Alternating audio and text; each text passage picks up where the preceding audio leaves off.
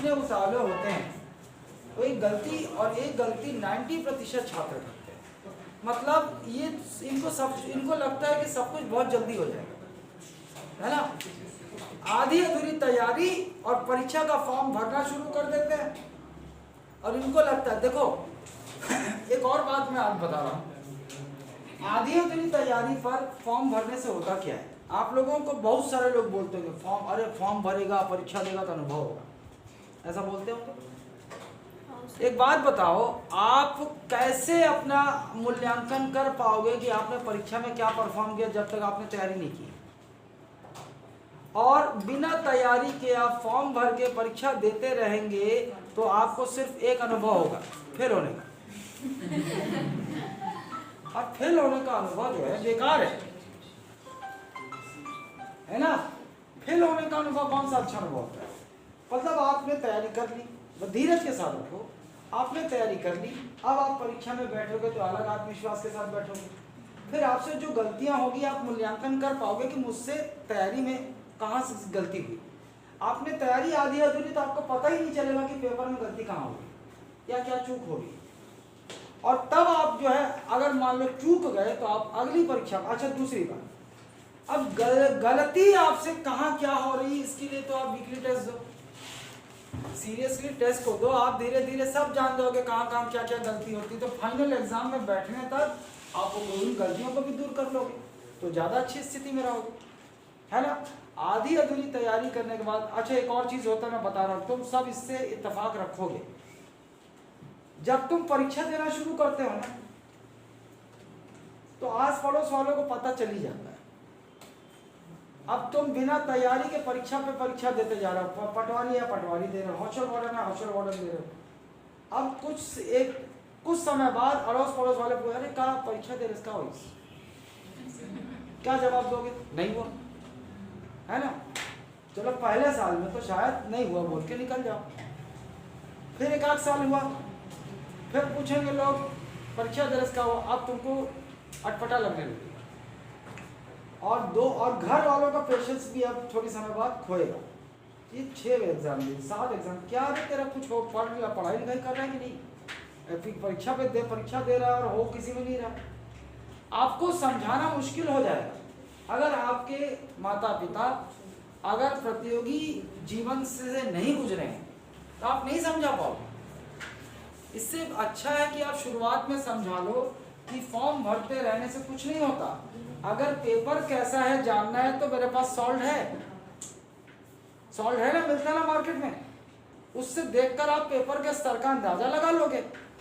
और रही बात एग्जाम हॉल में वो कॉन्फिडेंस की या उसका आदी होने की, तो भैया वीकली टेस्ट दो ना। ये क्या होता है, ये जो वीकली टेस्ट देते हो सप्ताह में, किस लिए होता है, उसी लिए तो होता है कि आप साल भर वीकली टेस्ट देते रहोगे तो आप तब तक परिपक्व हो जाओगे, यूज्ड टू हो जाओगे, और आप कहाँ गलती करते हो, क्या गलती करते हो, गलत गोला भरते हो, प्रश्न पढ़ने में गलती करते हो, सब धीरे धीरे सीख जाओ। ये तरीका होता है सही। हमारे यहाँ अभी शिक्षक भर्ती निकला, अभी साले जो मेरे को कब्र के अंदर थे वो भी जाग गए हैं नोटिफिकेशन के बाद, अरे कोचिंग करना सर, शिक्षक भर्ती बैच चल रहे थे, तैयारी करे उसने नहीं सर अभी करना है, 1 महीना में तो शिक्षक बन जाते, बाकी मन भाटा हो जाते। हॉस्टल मॉडल मैं अभी ऐड डाला हूँ, उसमें भी करीब 30-35 इंक्वायरी आ गई, तुरंत आता है। ये जो परीक्षाएं हो रही है 1-1 महीने में, उसकी इंक्वायरी बहुत तेज होती है। सर हॉस्टल मॉडल, और मेरे से पूछे रहा नहीं जाता, तैयारी किए हो, नहीं सर नहीं हो सकता। बोला सर आप तो ऐड किए, मैं बोला मैं ऐड उसके लिए किया हूँ जो आधे तैयार है, तो एक महीने में तो सुपरमैन है।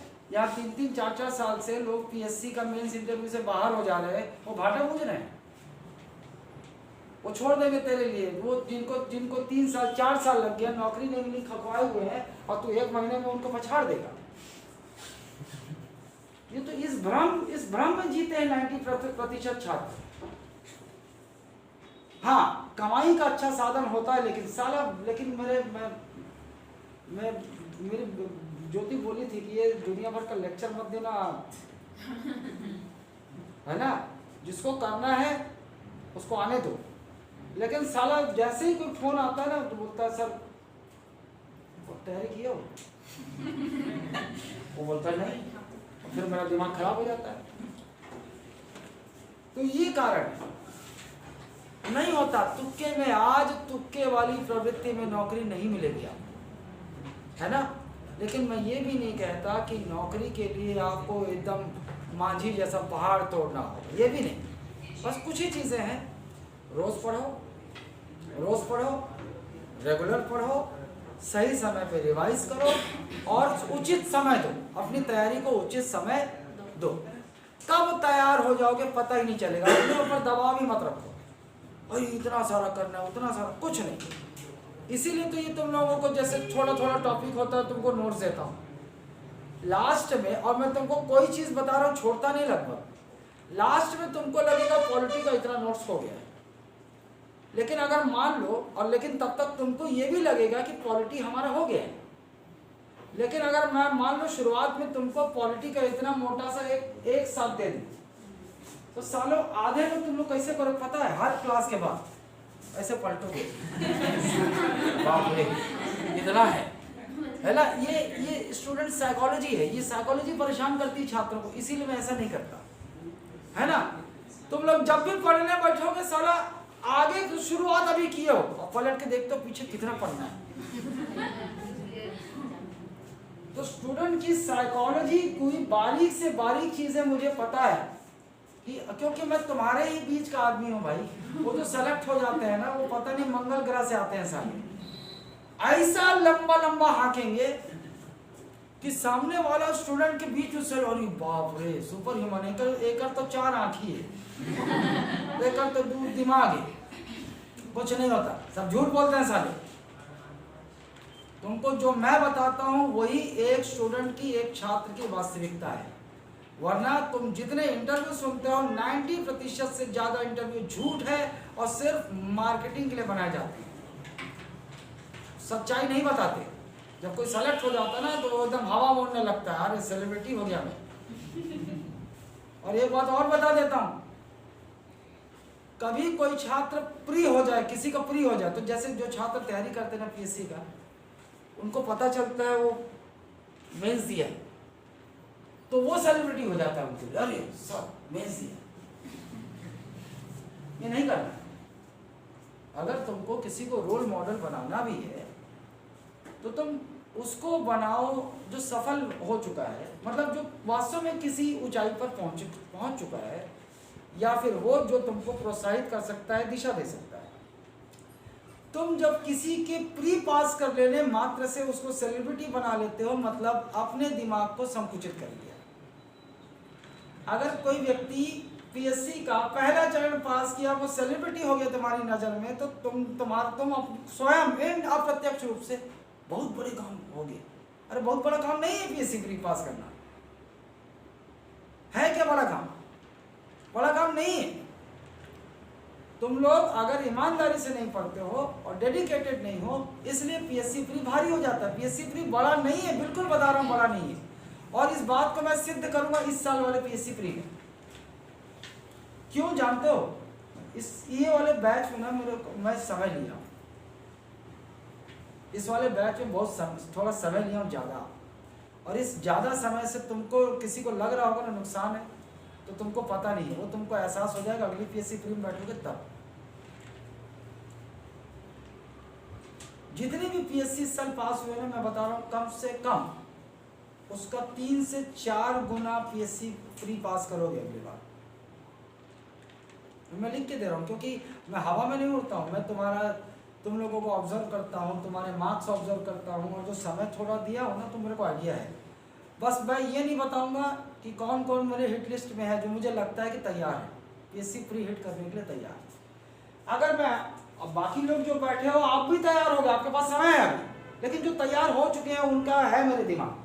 लेकिन मैं बता दूंगा तो सारे जिनके वो लिस्ट बता दूंगा ना, तो पता चला उसमें से आधे गायब,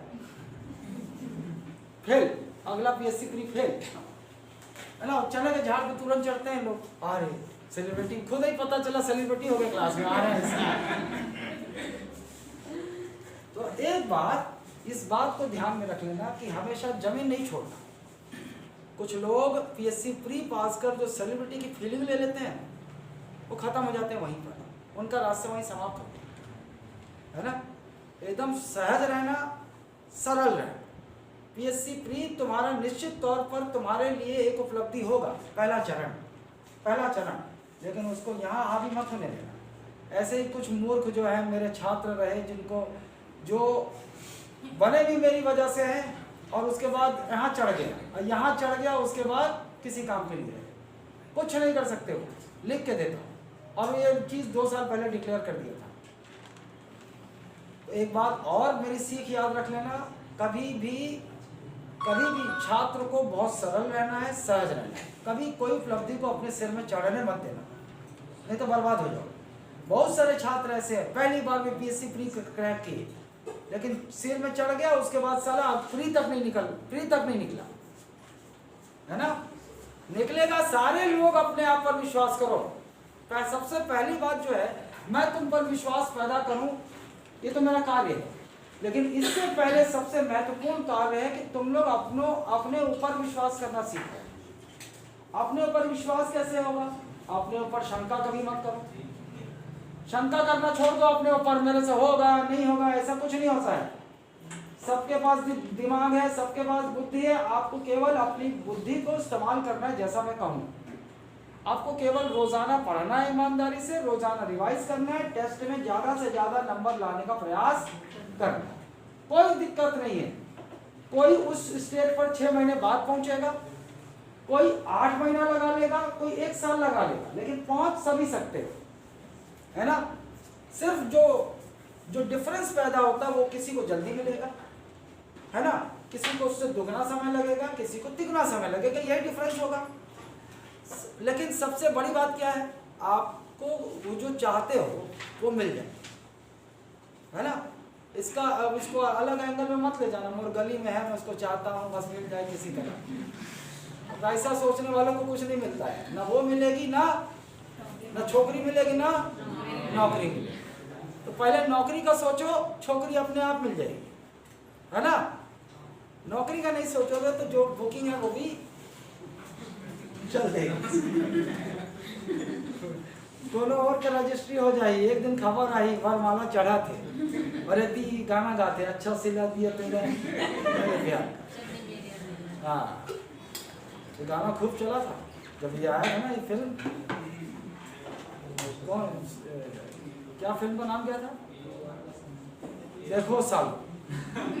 इसके अलावा जो अभी के जो गाने हैं, जो पिछले 10 सालों पहले, वो गाने तुमको पता ही नहीं, तुम आज के युग के हो। लेकिन ये दिल तोड़ने वाला गाना, अच्छा सिला दिया, ये उससे भी पहले का गाना है। और दे फिल्म का नाम तक बताते, बेवफा सनम। और कौन बोला रही है? ये उस दौर से गुजर चुका है।